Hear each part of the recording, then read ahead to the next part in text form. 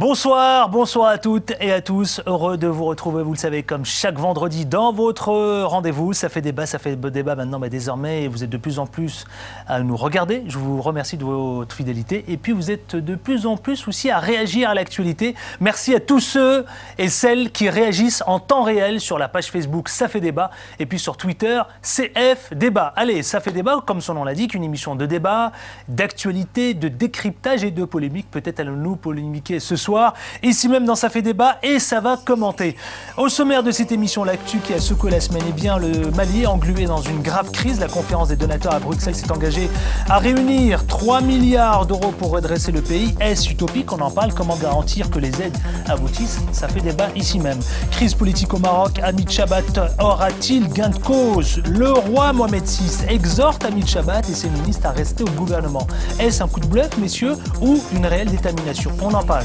La Tunisie, eh bien, visite de Laurent Fabius en Tunisie, une opération séduction, c'est la question qu'on pose.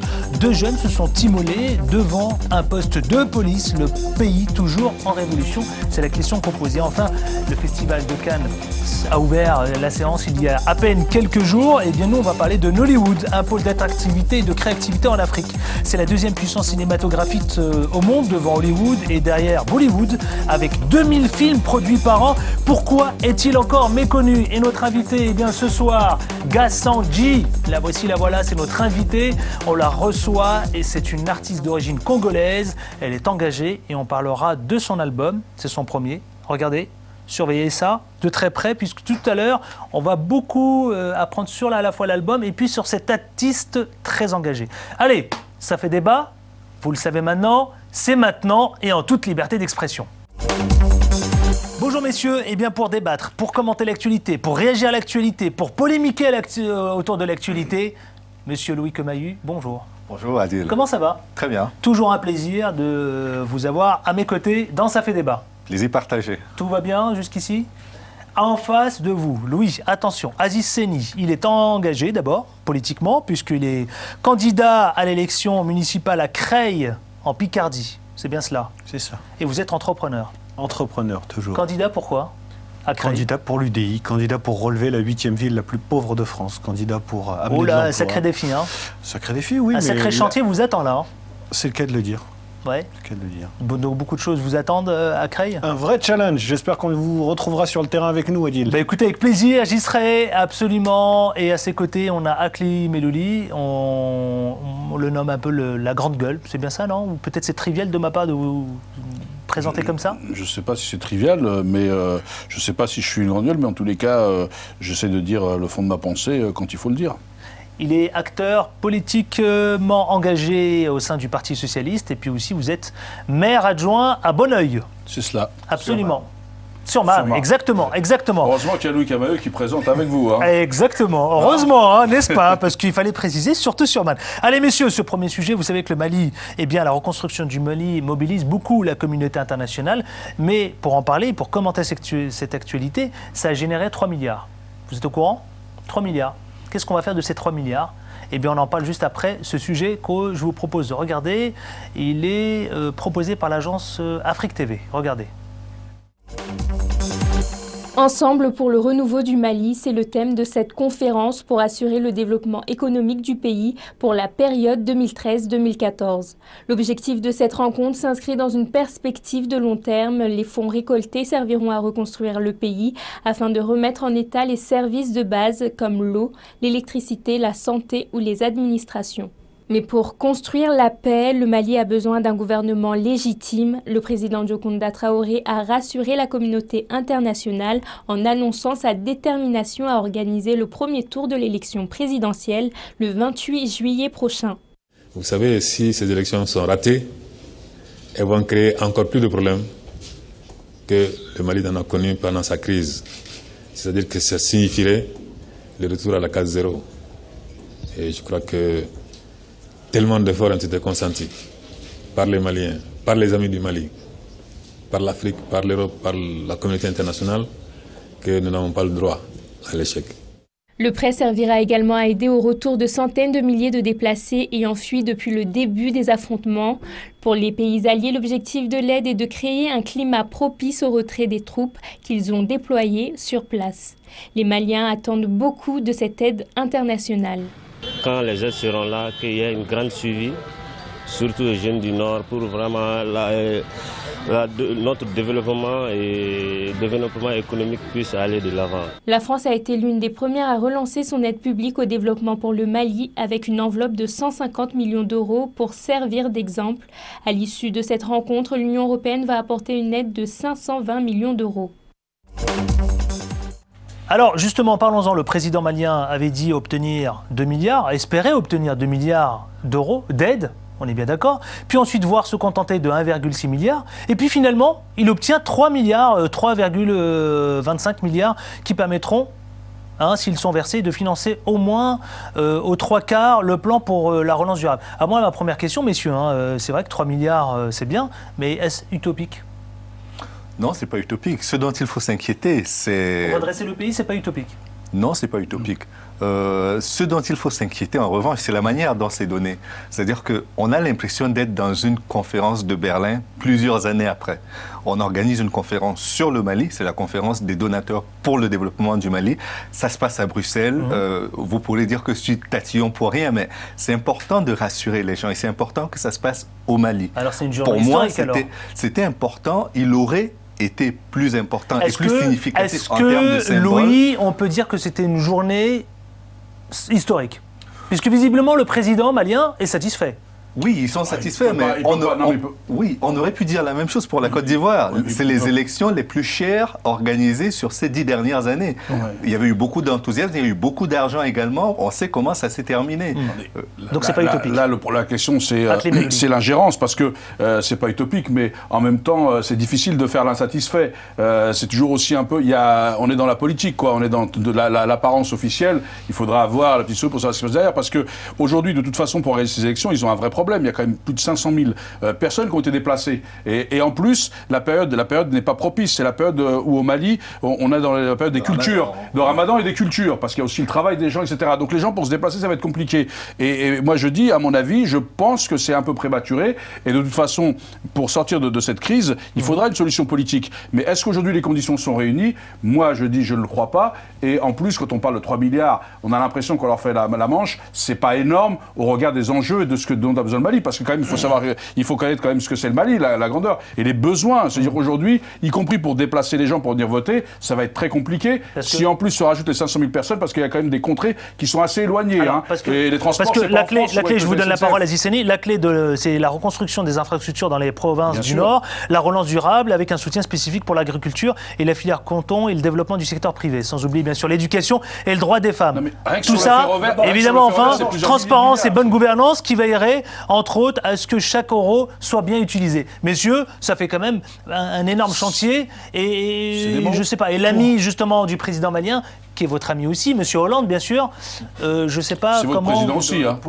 Oui. Juste pour souligner très rapidement, il ne s'agit pas d'un don, il s'agit d'un prêt. Donc encore une fois, c'est un pays en voie de développement à qui on alourdit un petit peu le portefeuille de la dette. Ça, c'est le premier point. Il faudra rembourser tôt ou tard. D'ailleurs, il n'est pas indiqué quel est le taux auquel on prête au Mali. Ça, c'est le premier point. Le second point, pour l'instant, on n'a pas d'autres informations concernant d'autres pays, grosses puissances. On a l'Algérie à côté, peut-être que elle a mis la main au portefeuille, comme on dit. Est-ce que les Américains font quelque chose ? La dette des pays africains. Donc, ce serait bien inspiré d'ailleurs que l'Europe fasse de même, qu'elle efface certaines dettes, et notamment par rapport au Mali. Alors ça, c'est le premier point. Le second point, on parle d'une enveloppe de 3 milliards. Est-ce que ce n'est qu'une enveloppe financière ou est-ce que, justement, puisque la question c'est de savoir est-ce qu'on contrôle l'arrivée de ces fonds, est-ce que là, il y a de l'achat de matériel et du don ou du prêt ou de la vente de matériel qui sont inclus dans ces 3 milliards ? Parce qu'une bonne manière de contrôler le flux financier, entre guillemets, pour savoir si vraiment ça va... Vous l'avez dit à Zisseni, vous l'avez dit.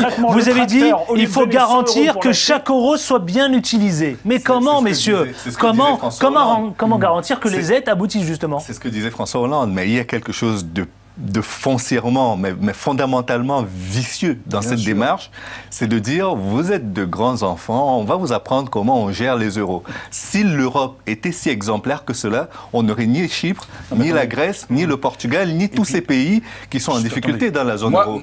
Moi, il y a un truc qui me gêne là-dedans, et Louis a raison, il y a un truc qui me gêne, c'est effectivement, même nous, on se laisse tomber prendre au jeu, quand on dit il faudra qu'on vérifie qu'ils soient bien utilisés, ça veut dire que de toute façon, il y a la suspicion. Non, mais attendez, il y en a sur la corruption en Afrique, on ne va pas commencer à être il y en a en France, non mais attendez, il y en a en France, il y en a en France, il y en a en Allemagne, il y en a à Chypre. Non, attendez, il n'y en a pas tort quand même. Arrêtez, arrêtez.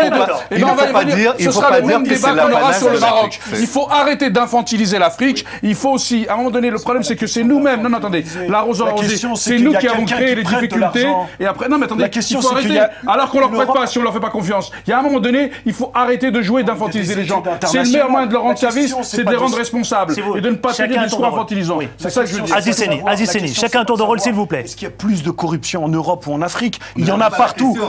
S'il vous plaît, Louis, attendez. Aziz Seni, ensuite Louis Comahu et Akli, s'il vous plaît. Aziz Seni, allez jusqu'au bout de votre idée. On peut aller sur des discours très bisounours, entre guillemets, en disant non, mais on va leur donner l'argent, vous inquiétez pas, ça va être bien géré, etc. On sait pertinemment qu'il y a de la corruption en Afrique, on le sait. L'affaire Wade au Sénégal, qui les a mis en place? Attendez, juste, excusez-moi. Là, c'est encore une autre question. Là, vous allez encore sur un autre champ. Vous allez sur un autre champ. Là, la question de dire, on prête 3 milliards, on veut savoir ce que vous allez faire, ce qui est légitime. Voilà. Et là, vous commencez un petit peu à dire là... Non, sans forcément... Non, je dis juste un truc, il faut arrêter d'infantiliser. À chaque fois, quand c'est ici, c'est la démocratie. D'ailleurs, c'est Louis Comahu qui a commencé à dire, oui, vous êtes de grands enfants, on va vous montrer comment on gère l'euro. On les prend pour des... Voilà, des... Parce que la vérité, c'est qu'il y a eu des études sur ces phénomènes-là de corruption et autres. Quand on évalue l'impact de la corruption, y compris en Afrique, c'est pas le continent le plus atteint, ça pèse à peine 10% de tous les flux financiers sur le continent africain. À peine 10%. Maintenant, quel est l'impact quand on achète les produits plus bas qu'ils ne le valent? Ça, j'aimerais bien qu'on évalue un jour et qu'on me dise, par exemple, quand on achète l'uranium nigérien à moins de 60% de sa valeur sur le marché international, qui est le plus en difficulté? Qui est en train d'avoir une conduite de voyou? C'est pas ceux qui détournent 10% à peine de la richesse nationale. Vous êtes en train, messieurs, c'est la première chose. La deuxième chose, c'est que la vie politique, elle est faite de cela également. Le financement des partis politiques, en Europe, on l'a réglementé. En Afrique, on ne l'a pas encore fait. Donc, qu'on le veuille ou pas, il y a une marge de mauvaise conduite, mais cette marge, comme je le dis, elle a été quantifiée. Donc on ne peut pas faire comme si c'est un phénomène qui plombait ad vitam aeternam le développement du continent africain. En tout cas, très rapidement, quand on prête de l'argent, que ce soit en Afrique ou ailleurs, savoir où est-ce qu'il va et demander des comptes à celui qui a emprunté, c'est normal. Moi, non, pas le gars de droite, parce que non, mais ça c'est une caricature, parce que si ça ne tenait qu'à moi, les 3 milliards, quand vous avez quelqu'un qui est dans le besoin, le Mali, c'est pas un pays extrêmement riche, c'est pas 3 milliards qu'il faut leur prêter, c'est 3 milliards qu'il faut leur donner. Aziz, la situation aujourd'hui, Aziz, l'évidence c'est qu'aujourd'hui, qu'il s'agisse d'un don ou d'un prêt, quand on donne de l'argent, il y a un mécanisme d'évaluation qui est mis sur pied. Et il y en a beaucoup pour l'Afrique. C'est-à-dire que sur le plan bilatéral, il y a des évaluations. Sur le plan multilatéral, il y en a. Souvent, les ministères ne passent leur temps qu'à faire des évaluations à chaque fois pour dire ce qu'ils ont fait de l'argent qu'on leur a prêté. Vous l'avez abordé tout à l'heure. Ma dernière question, avant de passer au sujet suivant, je veux parler du Maroc, s'il vous plaît. Non, justement, on va aborder la question essentielle pour que le pays puisse avancer, le Mali. Les élections de juillet vont-ils se tenir ou pas, messieurs? C'est ma question. Est-ce que c'est la solution? Si la solution n'était que les élections, ma foi, ça fait longtemps qu'il n'y aurait plus de problème. En partie. Non, c'est une petite étape. Une petite étape qui va poser un cadre. Donc, pour moi, c'est l'agenda déjà des élections qui pose un problème. Voilà, est-ce qu'il était urgent de faire une présidentielle maintenant, alors que le pays n'a pas encore recouvré non, c'est même pas ça. C'est pire encore. Toute la souveraineté n'est pas exercée. On n'exerce pas la souveraineté partout. Est-ce qu'il ne valait pas mieux commencer par des législatives, par les élections locales? Une fois qu'on a assis le pouvoir local, on monte au national. C'est légitime comme monter en puissance. On voit bien pour celles et ceux qui nous regardent ce soir dans Ça fait débat. Vous pouvez d'ailleurs, je vous invite à réagir et à commenter cette actualité. N'hésitez pas surtout sur la page Facebook, Ça fait débat, et puis sur Twitter, CF débat. Je vous en remercie. Donc vous pouvez poursuivre et commenter le premier sujet concernant le Mali. Messieurs, on va passer à ce second sujet. Je veux parler du Maroc, qui lui aussi traverse une crise politique. Eh bien oui, messieurs. Hamid Chabat aura-t-il gain de cause? Mais avant, attendez, juste avant, messieurs, le roi du Maroc n'est pas d'accord avec la décision prise par l'Istiklal de quitter la coalition gouvernementale dans laquelle le PJD est majoritaire. Mohamed VI exhorte Hamid Chabat et ses ministres à rester au gouvernement. Alors, messieurs, ma première question pour lancer le débat, parce que je sais que ça va polémiquer, je le sais. Coup de bluff ou réelle détermination? Juste un mot. Avant de commencer que revêt le débat, cette annonce, messieurs? Je vais revenir, mais avant le débat, moi je ne comprends pas qu'on puisse annoncer crise politique au Maroc. Quand Bayrou s'agitait dans le gouvernement précédent, déjà, etc., tout le monde disait c'est la démocratie. Et dès qu'il s'agit du Sud et qu'il y a effectivement débat démocratique, on dit c'est la crise. Il n'y a pas de crise politique au Maroc. Il y a une vie politique avec des soubresauts, des hauts et des bas, comme on en connaît dans toutes les villes de la politique. Alors déjà, c'est exactement la même chose tout à l'heure. La suspicion d'entrée de jeu qu'on serait infantilisé et pas capable. Que veut dire je vais y venir. Alors après, je vais laisser parler le truc. Je vais pas accaparer la parole, mais je vais revenir et je vais expliquer aussi une autre façon de voir les choses. Parce qu'il faut arrêter d'infantiliser le Sud. Je crois que nous sommes dans un débat démocratique. Dans toutes les démocraties, il y a des coalitions qui se font, qui se défont. Et le rôle du roi du Maroc, il l'exhorte, c'est son rôle. Il est le garant des institutions, donc il exhorte la coalition à continuer à fonctionner. C'est sa responsabilité. Maintenant, après, effectivement, s'ouvrent d'autres choses, mais on va y venir. Alors, à quoi joue Hamid Chabat? À quoi joue Hamid Chabat? Je pense que ça peut arriver dans tous les pays démocratiques. C'est-à-dire que vous avez une coalition, vous avez un parti qui pèse, qui se dit à un moment, je n'ai plus ma place pour des raisons X, Y, Z, et son départ peut provoquer effectivement dans ce cas-là des législatives partielles. Et les cartes seront redistribuées. Et le problème, c'est qu'on ne sait pas ces cartes ce qu'elles vont donner. Est-ce que le PJD, suite à des élections qui peuvent avoir lieu, va prendre du poids? C'est un parti conservateur, fort. Est-ce qu'il va prendre en volume? Est-ce qu'il va prendre en poids et mettre en difficulté quelque part les intérêts des uns et des autres? Donc la question, elle est là. Est-ce que c'est une crise? Oui, mais comme il peut en exister, vous savez, en ce moment en France, on parle de remaniement, c'est une petite crise aussi. C'est une crise aussi. Voilà, une crise. Donc c'est la vie politique. Je pose la question, à quoi joue? Bien sûr, je vous donne la parole ensuite après avec les lui. À quoi joue Hamid Chabat? Un jeu politique normal. C'est-à-dire que quand on est dans une coalition politique et qu'on a l'impression que les opinions que l'on a apportées dans cette coalition ne sont plus suffisamment valorisées, on peut créer une situation comme celle-là dans laquelle on dit, si vous pensez que je ne pèse rien, alors allons devant le peuple. Le peuple va trancher. Et je crois que c'est exactement ce qui se passe. Donc, on ne peut que le saluer. Attendez, mais avant d'aller plus loin, on peut le saluer, mais qui est Hamid Chabat? C'est pas le perdreau de l'année. C'est un gars qui était maire de Fès depuis très longtemps, qui était secrétaire général du syndicat, du GMT, le syndicat d'Istiklal, donc à la maîtrise des dérouages, etc. Et puis, il connaît très bien la machine. Il est le nouveau secrétaire général de l'Istiklal. Il est en désaccord avec l'ancien. Et ceux qui le soutiennent, ce sont les opposants de l'ancien. Et les 4 ministres qui sont actuellement au gouvernement sont des ministres qui sont de l'ancien secrétaire général. Et donc, c'est aussi une stratégie, peut-être, pour faire démissionner ces ministres pour en mettre d'autres. Parce que, et au passage, comme il connaît bien les systèmes et tout ça, négocier un rapport de force qui va le mettre en position favorable. Mais aujourd'hui, je crois que de toute façon, le roi du Maroc a raison, lui, d'exhorter, parce que c'est son rôle donc de sauver la coalition. Il exhorte. Bien sûr, c'est son rôle, c'est sa responsabilité. Moi, j'ai le sentiment mais maintenant, il faut négocier, et s'ils veulent sortir, des coalitions, elles se font, elles se défont, il pourrait y en avoir d'autres demain. Donc, réelle détermination. Moi, je pense que le message et la demande de Mohamed VI risquent d'être entendus. Est-ce qu'il va trancher? Est-ce qu'à un moment, le roi Mohamed VI va trancher? Est-ce qu'il va dire, ok, je tranche, je tranche? C'est pas son rôle de trancher. Son rôle, c'est de veiller, d'apaiser et de garantir le bon déroulement de ces institutions. C'est son rôle. On ne peut pas lui reprocher pour une fois que les gens remplissent le truc. Et éviter justement que l'on tombe dans cette crise politique. Voilà. Et parce que pour que le roi intervienne, ça veut dire qu'il fait de l'ingérence. Et il y a l'autre, il y a le PJD aussi. Donc c'est une négociation entre eux. Le roi va être l'arbitre de cette négociation, mais en aucun cas il va effectivement son rôle, lui, son rôle, c'est d'inciter. Mais je le répète, moi je crois que après, maintenant ils sont embarqués. Des fois, vous savez, quand on joue au poker menteur, on peut être pris par son propre jeu. Donc je connais pas l'incidence demain, mais en tous les cas, moi aujourd'hui, je crois que on est aujourd'hui, peut-être qu'Hamid Chabat poursuit un objectif, c'est de faire démissionner ces 4 ministres avec lesquels il ne doit pas être en accord, puisque c'était choisi par les autres, et qui va en mettre 4 autres à lui. Et si au passage il peut en gagner un 5e ou des sièges, il va pas se priver. Je pense que c'est un peu ça. En d'autres termes, il fait monter les enchères. Alors il fait monter les enchères, mais attendez, je veux quand même poser, pour celles et ceux qui nous regardent ce soir, on aimerait comprendre, s'il vous plaît, que veut dire Louis Quemaillou, que veut dire cette annonce? Non, mais ça dit simplement que... On vous aimerait comprendre quand même. Hein. Non, de mon point de vue, cela exprime juste une chose, c'est qu'il y a une vitalité politique.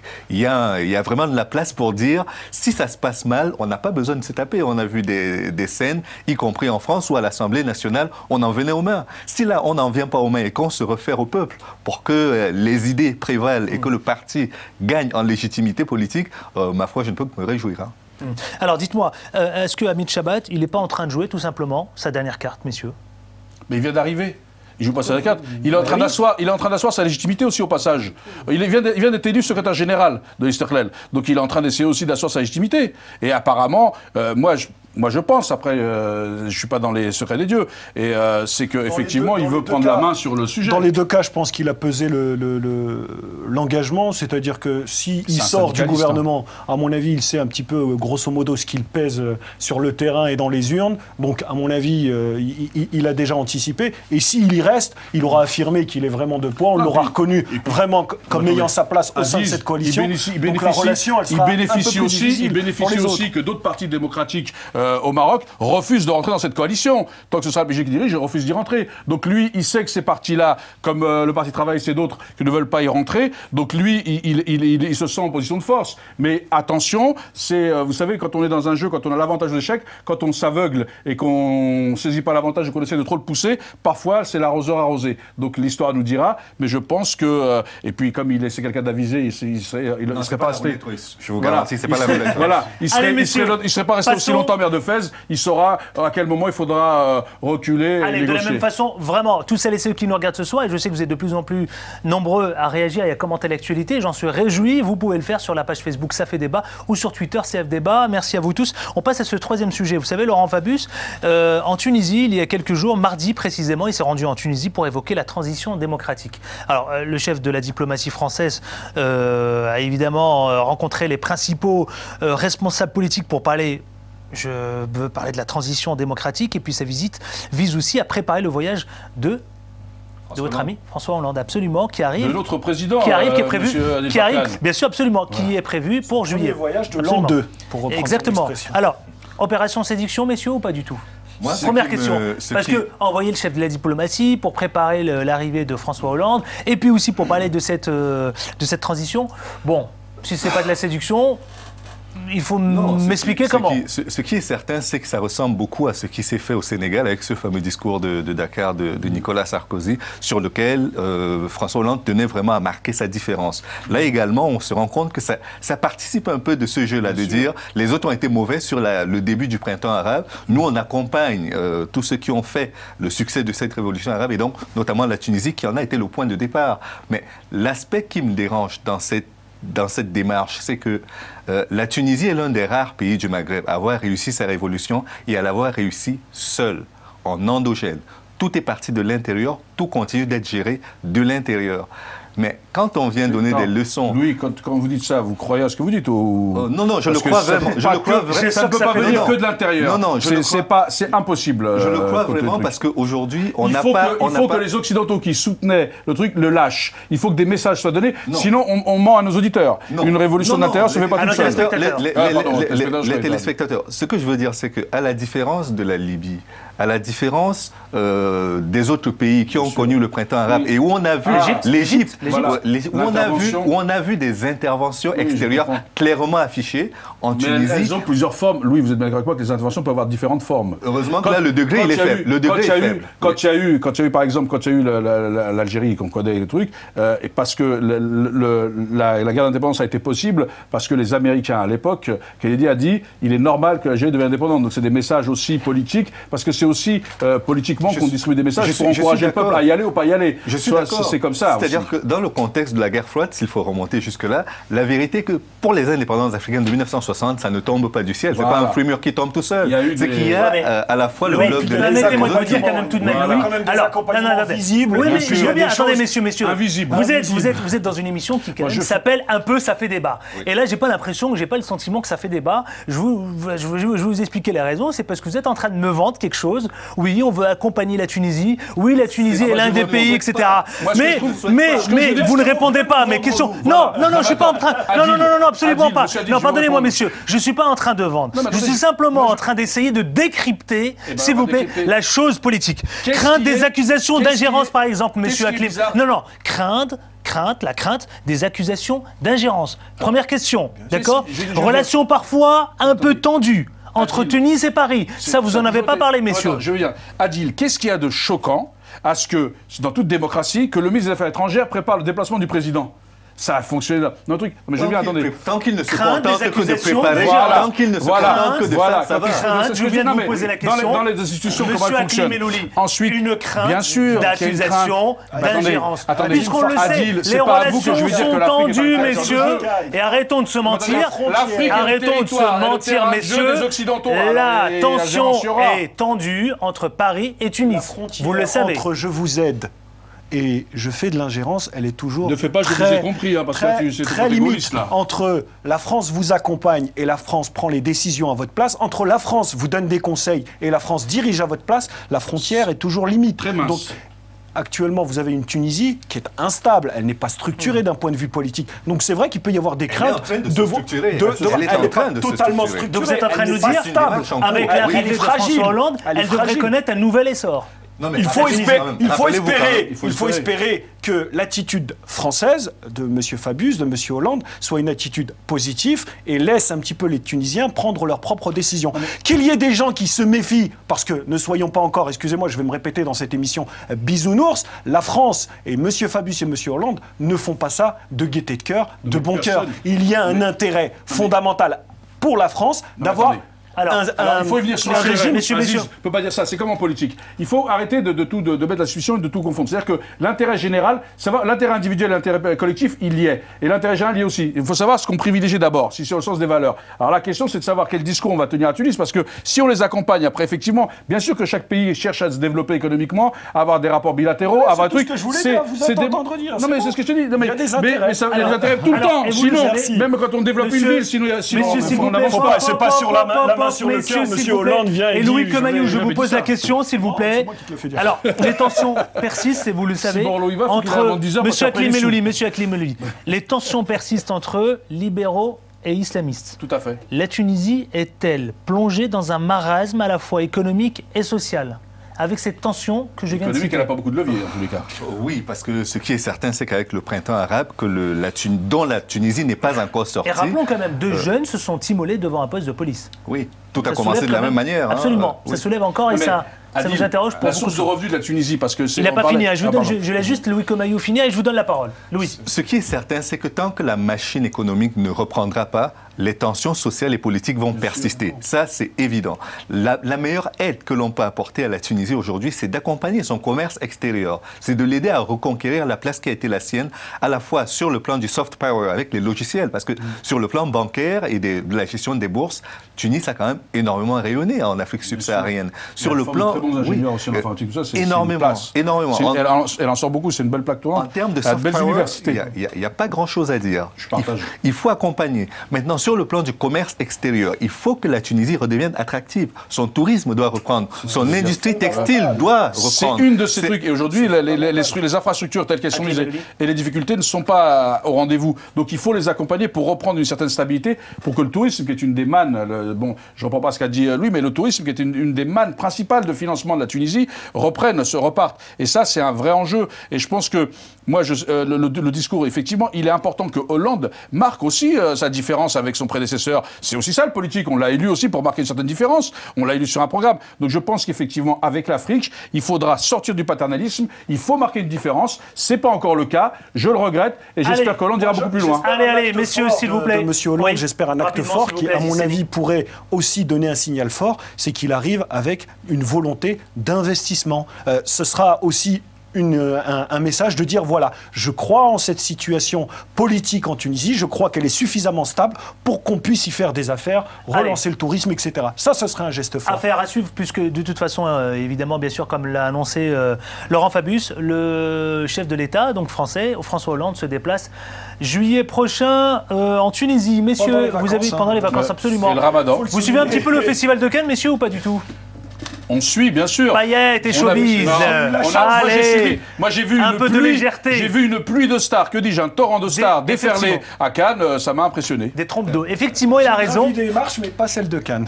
Pas celle de Cannes, celle de l'escalier social. De l'escalier social. Ah oui, c'est vrai, rappelons votre bouquin. Il faut savoir qu'il avait l'ascenseur en panne, le pauvre garçon. Allez, il l'aurait réparé, en fait, depuis je vous le rappelle, tout à l'heure, en deuxième de partie de l'émission, on reçoit notre invitée. Elle s'intitule Gassanji. C'est une artiste engagée. Alors, à ne pas manquer tout à l'heure, c'est dans une poignée de minutes. Avant cela, nous allons parler de Nigeria, Nollywood. Hollywood, Bollywood, et puis maintenant, Nollywood. Mais avant tout, avant de commenter et de réagir à cette actualité, je vous propose de regarder ce sujet proposé par l'agence Afrique TV. C'est aux abords du canal Saint-Martin, au comptoir général, que Léa et Edouard, deux jeunes journalistes en herbe, ont présenté Nollywood, l'âge de raison. Un projet de documentaire sur l'industrie cinématographique nigérienne. À travers notre projet de reportage qu'on a intitulé pour l'instant Nollywood, l'âge de raison, on souhaite principalement s'intéresser et se concentrer sur le nouveau Nollywood. Il y a de nombreux documentaires qui ont été faits sur l'ancien Nollywood, si je puis dire, le classique, celui qui était pas très bien fait, des années 80, vite monté, vite préparé, vite distribué. Et aujourd'hui, il y a un nouveau Nollywood qui naît, qui tend plus à se développer à l'international. Nombreux sont venus soutenir cette initiative. Parmi eux, des noms connus du cinéma africain. Alors, si vous voulez, moi je reste surpris qu'un phénomène de l'ampleur de Nollywood, qui est quand même devenu un cinéma d'une toute première importance, qui captive chaque jour des centaines de millions de personnes, j'ai toujours été surpris que ce cinéma soit aussi peu connu hors de l'Afrique. Une industrie qui n'a plus vraiment de points faibles, si ce n'est la reconnaissance. Donc les points faibles, je ne sais pas, je n'en vois pas vraiment. Je pense que le cinéma de Nollywood est sur la bonne voie pour prendre vraiment d'assaut le monde d'ici quelques temps. C'est vraiment qu'une question de temps pour que cette industrie soit acceptée à sa juste valeur. Avec plus de 2000 films par an et 300 000 emplois directs, Nollywood est devenu aujourd'hui un pôle d'attractivité et de créativité pour toute l'Afrique. Ils l'ont bien souligné, une vraie reconnaissance qu'il faut avoir là maintenant avec 2000 films produits par an. Pourquoi est-il encore méconnu, Nollywood? C'est vrai, d'ailleurs, c'est l'année de Bollywood dans le cadre du Festival de Cannes. D'accord? Est-ce qu'on peut imaginer, je vous laisserai répondre à la question, est-ce qu'on peut imaginer, dans le cadre du Festival de Cannes, je ne sais pas, la saison prochaine par exemple, ou dans 2 ans, 3 ans, l'année de Nollywood? Tout est envisageable, mais ce que je voudrais dire avant de commencer, c'est que on est quand même dans l'un des rares continents qui cherche sa reconnaissance en permanence à l'extérieur. Bollywood n'a pas commencé en ayant une ascension en Afrique ou aux États-Unis. C'est d'abord un marché intérieur. Rappelez-vous, quand on lance la promotion d'un film, si Nollywood a réussi au Nigeria, c'est qu'il y a un public en interne qui a permis l'éclosion de ce phénomène-là. Aujourd'hui, l'Afrique... C'est vrai. Les sujets qui sont traités sont des sujets internes de société qui concernent, qui parlent aux gens. Voilà. Alors, et vous avez un marché intérieur, c'est-à-dire c'est plus de 150 millions de personnes. Moi, je m'intéresse au cinéma et j'aime beaucoup le cinéma. Ma première question, messieurs, c'est Nollywood. Est-ce que c'est plutôt proche de Bollywood ou Hollywood? Non, Nollywood est proche de Nollywood. Tout simplement. Non, mais c'est vrai, c'est une vraie question qu'on se pose en permanence. C'est une spécificité africaine, j'ai l'impression. D'abord, c'est intéressant de voir la terminologie Nollywood, le wood renvoyant à Hollywood, et Hollywood n'est pas manifestement la première place de production de films, mais peut-être celle qui a le plus d'influence. Donc, pour reprendre ce qui a été dit, moi je pense que d'abord, il y a un marché intérieur, qui est la production de films reste un business, donc il y a des clients sur ce marché qui demandent et qui attendent quelque chose. Et peut-être, ils sont quand même... Alors, il y a juste quelques chiffres quand même, né en 1992 d'une poignée de films en vidéocassette. Absolument, en cassette. La production Lagos a pris son envol dans les années 2000. Et là, dans les années 2000, il faut le savoir, passant de 600 films à plus de 2000 films mis sur le marché en 2012.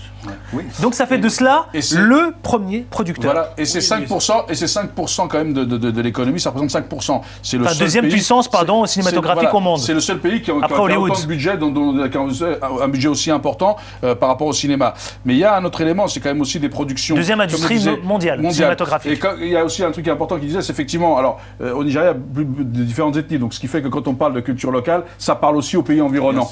Et ça c'est important puisque c'est aussi, ça rayonne. Donc ça rayonne bien sur l'Afrique. Mais aujourd'hui aussi les productions, et vous savez aujourd'hui le cinéma mondial, les Américains ont la suprématie comme ils l'ont eu sur d'autres choses. C'est vrai que c'est moins, donc c'est pour ça qu'il y a une ouverture pour Bollywood et il y aura demain une ouverture pour Hollywood, j'y crois fortement. Mais il faut savoir aussi quand même qu'aujourd'hui le cinéma, s'il n'y a pas du sexe, de la drogue, de la violence, etc. Vous croyez vraiment c'est un Ces peu. ingrédients y arrivent. Même à Hollywood, ça arrive. Ça arrive. Visiblement, j'y viens, je finis. Donc, et puis, il faut savoir aussi que Hollywood, quand même, le prix moyen d'un film, c'est 10 000 €, alors que dans les productions américaines, on a 60 millions d'euros, etc. Donc, même si ça arrive, c'est en train d'arriver parce que c'est ça. Pour que ça soit attractif, il va falloir y mettre des ingrédients, comme on l'a fait avec des musiques, etc. Ce qu'on appelle la world music, ça qui a permis la découverte et qui, au travers de passages obligés de la world music, a permis de découvrir la musique traditionnelle africaine, etc. Il y aura effectivement un peu un cheminement un peu obligé. Vous êtes en train de me dire vous êtes en train de me dire avec les Meloli qu'ils sont obligés de passer par ces thèmes que vous venez d'expliquer, que vous venez d'exposer, pour réussir. Il faut mettre un peu d'épices dedans, d'ingrédients, mais ça c'est une question d'offre et de demande. Voilà, qu'est-ce que veulent regarder les gens? Les gens veulent. Monsieur, vous exagérez un peu. Ou alors plutôt, Aziz Seni, vous exagérez un peu. Il exagère. Hollywood n'est pas que du sexe et du fric quand même. Non, attendez. Il y a eu quand même de sacrés chefs-d'œuvre. J'ai eu un carton. Regardez le box-office. Mais messieurs, regardez le box-office. Moi, je suis cinéphile. Hollywood n'est pas que du sexe et du fric. Quel a été le budget d'Iron Man 3? Iron Man 3, j'ai dit, mais attendez, arrêtez. Mais Adil, on ne vit pas dans la même planète.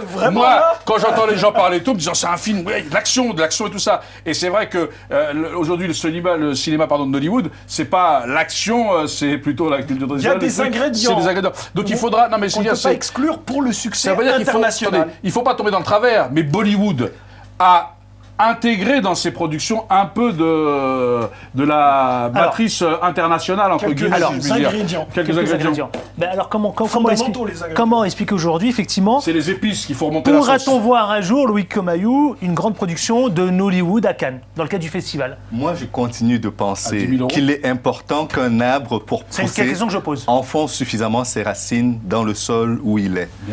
S'il monte trop sans que les racines soient sur un arbre, c'est très important.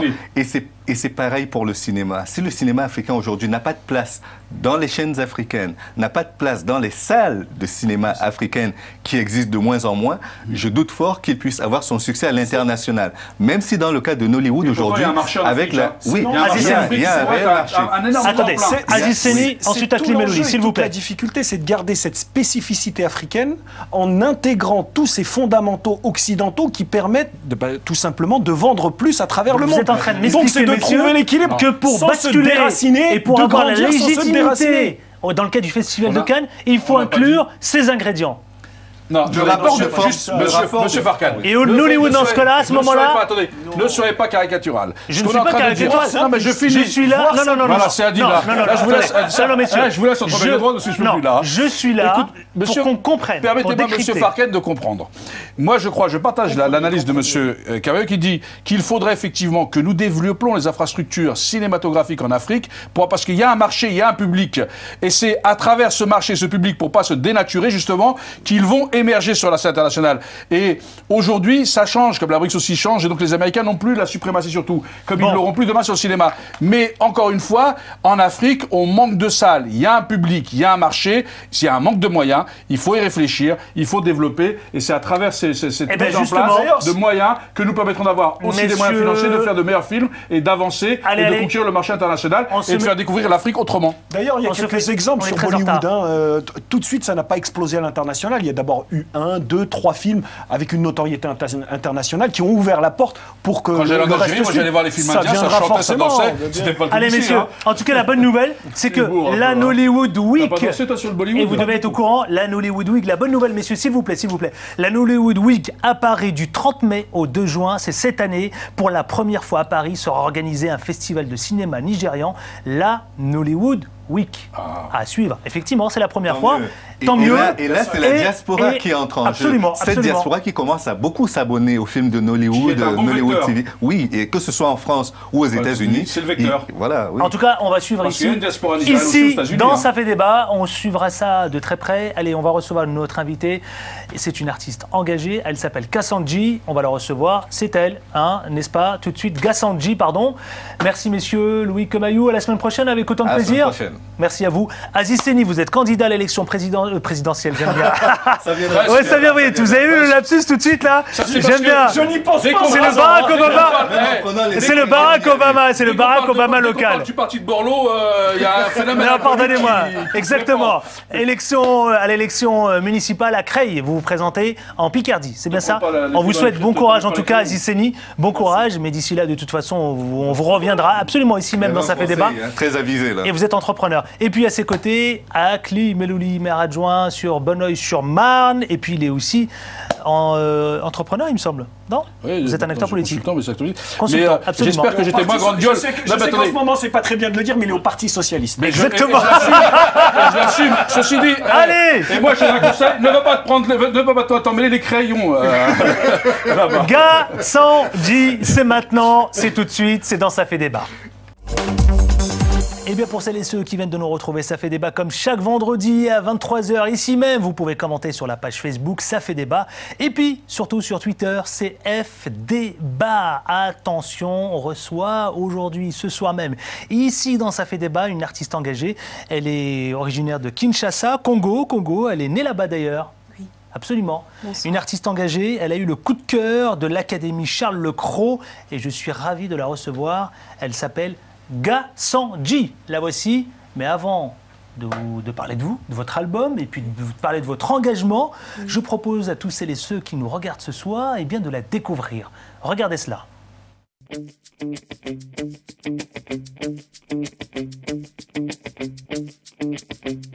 Je tuerai le temps, arrêterai son élan, pour être à l'heure où m'appelle le bonheur. Je l'enterrerai dans les profondeurs pour effacer mes erreurs. Dans sa dernière demeure, j'y déposerai des fleurs. Je tuerai le temps. Je tuerai le temps. Je tuerai le temps.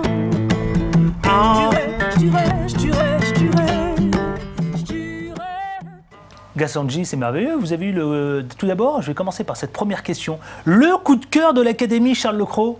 Oui. Qu'est-ce que ça évoque chez vous? Quel sentiment vous avez? Est-ce que c'est une fierté? Oui, complètement. Parce que c'est le premier album. C'est le premier album. Il est sorti il y a 1 mois. Donc c'est juste le fait de se dire qu'on est sur le bon chemin, que le travail qu'on a fait n'est pas vain. Ouais. C'est ce que ça représente pour vous, ce prix de l'Académie Charles Lecros? Pour me dire que je suis sur le bon chemin, parce que c'est des professionnels. Ce prix existe depuis les années 40, donc des gens comme Brel l'ont eu, Montand l'a eu.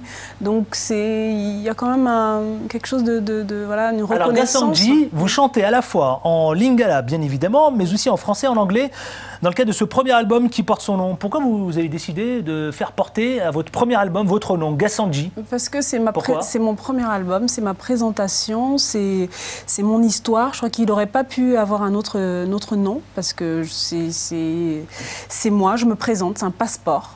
Donc alors c'est un passeport, parlons-en justement. Gassan-J, 11 morceaux qui vacillent entre chansons françaises, rumba congolaise, puisque vous êtes origine de la République démocratique du Congo, Kinshasa, jazz et folk. Vous livrez à la fois de l'amour, mais aussi une musique qui parfois... Alors, je sais pas, j'ai même presque du mal à vous caser dans un registre. Ben, c'est ça le but. Incasable. Incasable. Pourquoi ça a été aussi une volonté de votre part, c'est une volonté Gassan-J? Parce que je me positionne vraiment en tant que citoyenne du monde déjà, parce que j'ai beaucoup voyagé, j'ai rencontré plein de gens, et je suis issue de cette génération-là où on est mixé naturellement. Donc c'est ça aussi ce disque. Mais tout de même, attention, vous avez dit que vous êtes citoyenne du monde et vous vous êtes posé quand même la question, Gassan-J. Vous vous êtes dit, je ne me pose pas la question en quelle langue chanter. Ouais. Et pourtant, on retrouve les 3 langues. Oui, mais parce que tout ça aussi, il y a un sort de... Quelqu'un vous a convaincu? Non, du tout. Ça vient tout naturellement. C'est qu'il y a des chansons qui sont par exemple en français, je n'aurais jamais pu trouver les mots en lingala, ou vice-versa. C'est vraiment l'inspiration. Mais comment vous allez puiser, chercher cette énergie? Parce qu'à la fois, moi j'ai écouté attentivement votre album, vraiment. Oui. Et j'ai remarqué une chose, c'est que Alors, vous racontez des choses que vous avez vécues aussi, notamment. Oui, oui. Mais à la fois, on se pose cette première question, c'est comment vous exprimez, à travers cet album, tout ce qui vous habite ? Est-ce que c'est venu, vraiment, je vous pose la question de façon très directe. Oui. Est-ce que vous avez réfléchi à un moment où c'était très naturel chez vous ? Non, c'est vraiment naturel, parce que je me dis toujours que chaque chanson qui est arrivée, chaque mélodie, c'est comme un cadeau. Parce que chaque fois que j'écrivais une chanson de cet album-là, je ne savais pas si j'allais réécrire une autre chanson quand une se terminait. Donc chaque fois, c'était un miracle. Donc les paroles viennent naturellement. Vraiment, les paroles viennent naturellement, les mots, mais il y a un travail quand même. Mais c'est un don, ça, on ne peut pas venir naturellement comme ça. Évidemment, évidemment, il y a un don qu'il faut évidemment travailler. Parce que ça ne s'entretient pas comme ça, mais c'est un don, ça c'est sûr. Alors ce don, il vient j'imagine, l'entourage familial par exemple. Est-ce que une de vos grands-mères, vos parents on est mélomane venant du Congo, on est mélomane par nature. Mais moi, la musique, ça n'a jamais été un métier que je devais faire, parce que mes parents se sont opposés très très longtemps à ce que je le fasse. Mais la musique nous nourrit. Moi, je suis Pendé, de la région du Bandundu. Donc nous, la musique, on enterre nos morts en musique, on fête nos naissances en musique, on appelle la pluie en musique. Donc la musique fait partie de nous. Et en même temps, vous dites, Kazandji, j'ai envie de créer du lien et des valeurs humaines à travers ce que je chante. Exactement, parce que quand j'ai commencé à me dire, ok, j'ai envie de faire ce métier et délivrer une parole, il fallait que cette parole-là ait un sens. C'est-à-dire qu'à un moment donné, quand je me mets devant des personnes et que je dis quelque chose, je ne peux pas le dire pour rien. Mais il y a un objectif alors derrière. Oui, il y a un objectif. C'est quoi votre objectif? Créer du lien. Kazandji. Créer du lien. Créer du lien. Quel lien? Le lien social, le lien social, le lien entre êtres humains.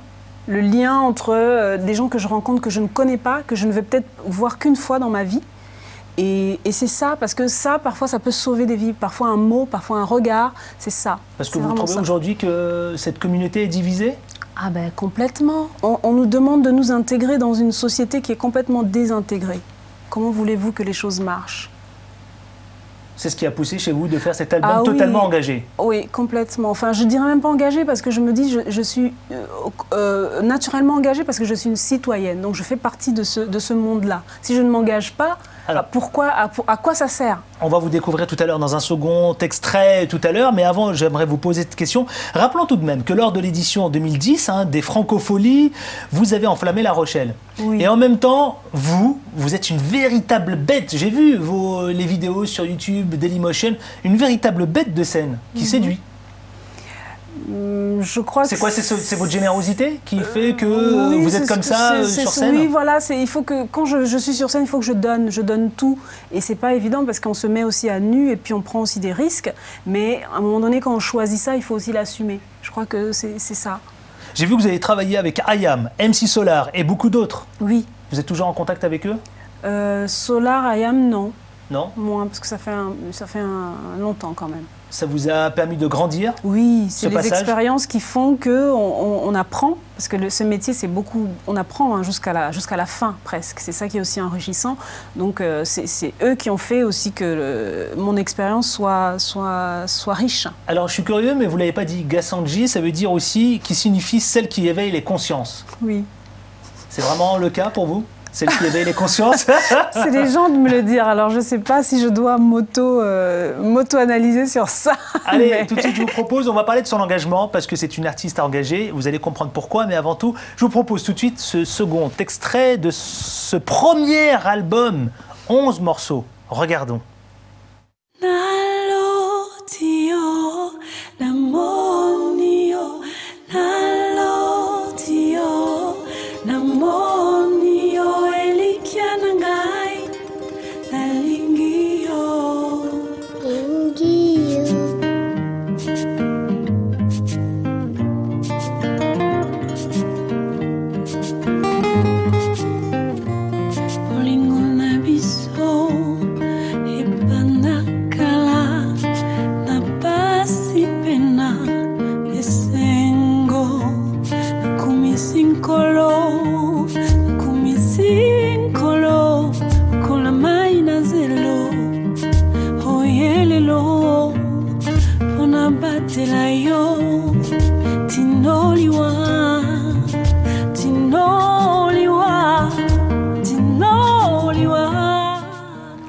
Gassanji, c'est notre invité et c'est son premier album. On peut être fier puisqu'en tout cas, c'est un bel album, l'album éponyme de Gassanji qui est plus qu'une carte de visite d'ailleurs. Hein. Ah bon? C'est au-delà d'une carte de visite, c'est une pièce d'identité. Ah oui. C'est ça? Oui, c'est vraiment ça. Vous m'arrêtez si je me trompe. Hein. Ah non, non, vous ne trompez pas, vous êtes sur la bonne voie. Une voix profonde et sincère, et effectivement, qui éveille, vous l'avez dit tout à l'heure, l'envie de découvrir certaines choses et de plonger dans un univers qui est le vôtre. Oui. Alors parlons de votre engagement, puisqu'il y a une association qui s'intitule Save the Congo, de jeunes Congolais qui luttent à l'étranger pour faire entendre leur voix à la communauté internationale au sujet de la guerre et des viols, et les viols au sud de Kivu. Oui. C'est vrai qu'on en a parlé ici dans Ça fait débat. On avait reçu la ministre française Yamina Benguigui qui avait plus particulièrement alerté et puis sensibilisé la chose. Pourquoi vous avez décidé de prêter votre nom, d'accompagner cette association? Parce que c'est une association déjà faite par des jeunes qui sont, par rapport à cette guerre du Kivu, qui sont touchés personnellement. Et c'est des jeunes qui sont de ma génération. Et moi, quand j'ai vu ces jeunes de ma génération qui ont une conscience politique, sociale à ce point-là, et quand je vois cette génération, en fait, des anciens qui sont là depuis 30 ans en politique ou qui sont dans le social, je me suis dit, waouh, quoi, il y a un espoir. Et je ne pouvais pas rester sans rien faire. Il fallait inapte, il fallait que je fasse quelque chose et que je les accompagne. Parce que je crois que dans ma musique, pour moi, la musique, c'est vraiment comme une excuse, justement, d'avoir une parole. Parce que tout le monde n'a pas la chance de parler, de venir avoir une tribune. Donc, avoir la parole, c'est une caisse de résonance. Voilà, exactement. Il faut vraiment que ça serve à quelque chose. Sinon, c'est pas la peine. Vous pensez que des artistes comme vous ont leur poids, justement, qui pèse dans le cadre de ces associations? Oui, parce que nous... Pour faire entendre, justement, ce que vous disiez, votre voix. On est au fait, quand même, de tout ce qui se passe. On est en lien direct avec les gens. C'est-à-dire que quand on va faire des concerts, on voit les gens. Et les choses, aujourd'hui, en Afrique ou ailleurs, ça ne fait que bouger. Vous avez le sentiment qu'il est perçu, le message, Gassanji? Le message, vraiment il est perçu, mais il est long. Évidemment, il faut que ça mûrisse dans la tête des gens. Non, mais quand vous vous adressez à votre public, est-ce que vous avez le sentiment, vous avez l'impression qu'il est à l'écoute? Ah oui, mais complètement. Parlons-en, vraiment. Il est plus à l'écoute qu'un homme politique à qui on va donner sa confiance parce qu'on va voter pour lui et qui demain va changer parce qu'il a d'autres pressions. Ça sera ma dernière question. Est-ce que vous pensez qu'un artiste est plus écouté qu'un homme, une personnalité politique? Je crois que oui, parce qu'il y a la sensibilité. Mais la personnalité politique a aussi une sensibilité. Oui, mais la personnalité politique est aussi une girouette. C'est-à-dire que lui, il va dire quelque chose aujourd'hui, même s'il a envie de le faire, il a une pression extérieure parce qu'il y a des contrats géopolitiques qui vont faire que demain, il va peut-être pas faire ce qu'il a dit. Et là, quand même, aujourd'hui, on a une baisse de confiance dans nos hommes politiques, ceux qui nous dirigent. Ça, c'est quelque chose de vachement clair. Vous vouliez, il me semble-t-il, parler de quelques artistes congolais, justement, qui accompagnent tout cela? Oui, il y a beaucoup d'artistes aujourd'hui qui luttent directement dans nos pays pour que les jeunes, aujourd'hui, aient l'espoir qu'il y a quelque chose à faire. Surtout qu'il n'y a pas quelque chose à faire toujours en Europe. Je crois que vous le connaissez, le réalisateur de Viva Riva. Le réalisateur de Viva Riva qui a fait un film en Afrique. Effectivement, extraordinaire. Africain, oui, avec des acteurs africains. Absolument. Et ça, c'est juste... Et puis Cédric Nzolo, qui est designer. Qui est designer aussi en Afrique. Et c'est des gens qui luttent directement là-bas. Et moi, j'ai beaucoup de respect pour ça, parce que c'est pas évident. Donc vous restez quand même en lien avec toutes ces personnalités. Oui, allez, Gassanji, artiste engagée, mais elle va subir aussi le 5 questions en 10 secondes. Vous connaissez? Ah non. Vous allez pouvoir découvrir ça. Eh oui. Allez, c'est parti. Gassanji, qu'on représente pour vous l'Afrique? Tout. L'Afrique, quelle priorité? L'éducation. France-Afrique, ça évoque quoi pour vous? En un mot, ça va très vite. La faim. Afrique et démocratie, vous répondez quoi? Pas pour aujourd'hui. Et enfin, pour celles et ceux qui vous regardent ce soir, qu'est-ce que vous avez envie de leur dire? Quel message vous voulez délivrer? Il faut dire ce qu'on pense, il faut faire ce qu'on veut. Il faut être libre. Vraiment. Vous vouliez peut-être passer aussi un message à votre famille? Ah oui, je veux dire à ma famille que je suis là. Je suis loin, mais je suis là. Et tout ce qui nous regarde en Afrique, on a Lingui Bino. Absolument. Gassanji, son premier album, 11 morceaux qui vacillent entre chansons françaises, rumba congolaise, jazz et folk. Elle s'appelle Gassanji. On lui souhaite un joli succès. Vraiment, c'est un bel album que je vous invite à aller découvrir. Merci à vous. Merci. On va peut-être, je sais pas si... je voulais dire aussi pour les Parisiens, je suis en concert le 5 juin. Oui, exact, oui, absolument, absolument. Au 3 Baudets. Mais il faut le dire, puisqu'on est très regardé ici dans l'Hexagone en France. Voilà, exactement. Comme en Afrique, mais absolument. Donc rappelons la date. Le 5 juin au 3 Baudets, venez fêter avec nous la sortie de l'album. On y sera, exactement. Je ne sais pas si notre réalisateur va pouvoir proposer un petit extrait. Et puis je vous propose de vous retrouver la semaine prochaine avec autant de plaisir. Merci de votre fidélité. À la semaine prochaine. Ciao, ciao. Je tuerai le temps, arrêterai son élan, pour être à l'heure où m'appelle le bonheur. Je l'enterrerai dans les profondeurs pour effacer mes erreurs. Dans sa dernière demeure, j'y déposerai des fleurs.